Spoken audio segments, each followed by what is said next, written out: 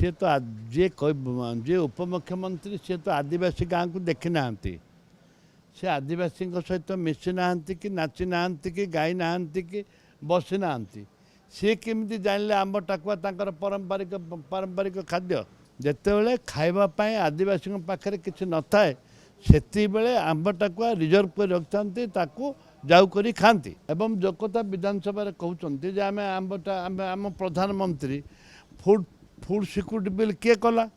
कांग्रेस सरकार करथिला food security bill प्रत्येक लोक को मुंड पिछा 5 किलो चाउल दवापाई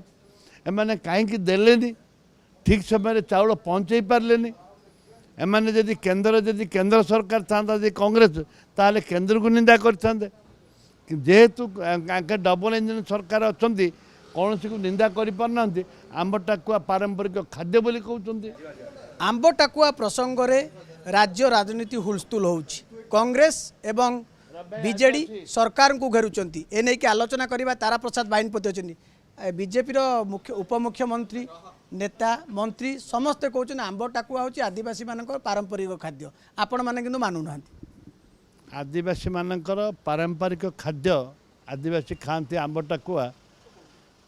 सी तो जे उपमुख्यमंत्री सी तो आदिवासी गाँव को देखी ना से आदिवासी सहित मिसी ना कि नाची ना कि गाई ना कि बसी ना सी केमी जानले आंब टाकुआ पारंपरिक खाद्य सी जानी था एक से कही न था अहंकार फाटी जाउछंती जेहेतु अहंकार फाटी जाउछंती से आंब टाकुआ पारंपरिक खाद्य बोली कहते आंब टाकुआ जिते किसी न मिले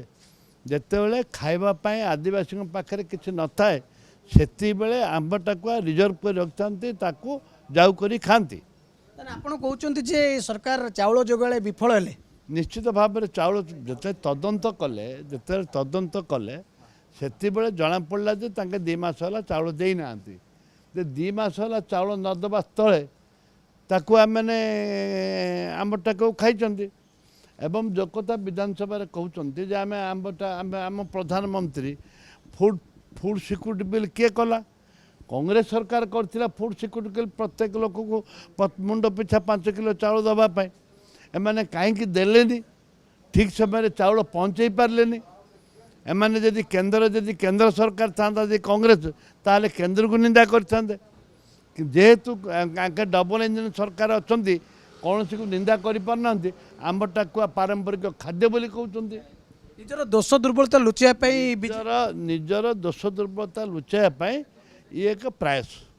शुणुले जहाँ कहते तारा प्रसाद बाहिनीपति जे शासक बीजेपी निजर दोष दुर्बलता को लुचाई आंब टाकुआ को पारंपरिक खाद्य कहूँ एवं जहाँ सबू लोके बुझी सारे कैमरा पर्सन सरोज मल्लिक चिन्मय महापात्र नंदीघोष टीवी।